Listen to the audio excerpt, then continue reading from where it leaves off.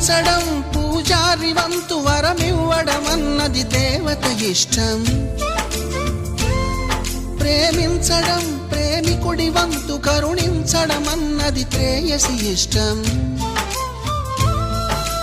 ఎందువల్ల నిన్ను ప్రేమించిందో చిన్ని మనసుకే తెలియదుగా, నిన్ను మరవడం జరగదుగా.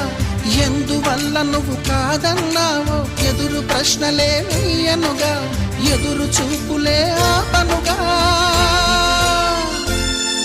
ఏనాటికో ఒకనాటికి నీ ప్రేమ సాధిస్తా. నిన్ను చూడాలని ఉన్నా, నిన్ను చూడాలని ఉన్నా, నీ